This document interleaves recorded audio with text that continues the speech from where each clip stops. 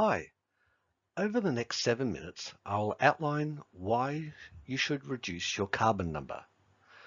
My name is Noel Ainsworth and I'm based in Brisbane with the Department of Primary Industries. My background includes working as an extension officer in horticulture, having been based in Mareeba, Brisbane, Gympie and Kingaroy. I would like to start by acknowledging the traditional owners and custodians of the land and seas on which we collectively meet, who've managed this land for the past 65,000 years. Not only will buyers require carbon reporting from suppliers, but given that they are setting reduction targets, often in line with net zero by 2050, they will be seeking evidence that suppliers are reducing their carbon footprints. Many also have shorter term targets within the next 10 years. This is the main driver for reducing your emissions and decarbonising your production system. Buyers are likely to start preferencing products from grower suppliers with the lowest carbon footprint. Note that this doesn't just apply to Australian buyers, but also buyers of export produce. The larger insurance companies are also setting net zero targets in line with the rest of society. If you're interested in maintaining favourable terms and price for your insurance, they will be expressing an interest in your carbon footprint and your reductions over time. By the way, IAG owns a number of insurance brands, including these three.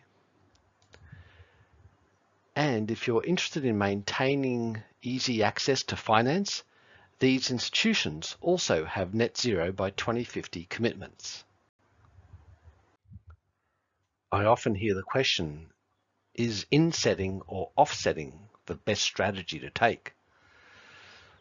Now, while offsetting may be a way to diversify farm income in the short term, early estimates suggest that it is likely that producers will need to inset all emission reductions and increases in storage to make progress against net zero in the long term and remain relevant to your buyers.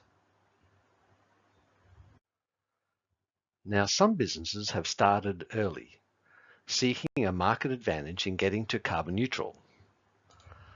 I also recognise that certification, accreditation or verification is important for this marketing approach. The Australian government also engaged consultants to develop a net zero plan to examine the most likely pathway or pathways for all sectors of the economy of Australia to reach net zero by 2050. Interestingly, this assessment found that the agricultural sector would need to inset or keep all its own soil and vegetation carbon to meet its own supply chain net zero obligations. This graph shows the most likely pathway to net zero by all of Australia's main emission sectors, including agriculture in the light blue. Observing the line with the dots, you will note that the whole of the Australian plan to get to net zero by 2050. Agriculture will still be reducing its emissions, which by 2050 will largely include ruminant emissions, and we as a sector only get to net zero by using offset tree planting in the dark green land sector and direct air capture technologies in grey shading, which are still in development. By contrast, the energy sector in pink shading plans to be decarbonised well in advance of 2050. But there are still a large number of changes that are probably coming with decarbonisation. These include what happens with offsetting and food security, the role of agriculture in supplying new fuels, as well as changes in regional infrastructure as industries and sources of energy change. Horticulture is probably best positioned amongst the industries of the ag sector to achieve net zero in the short term.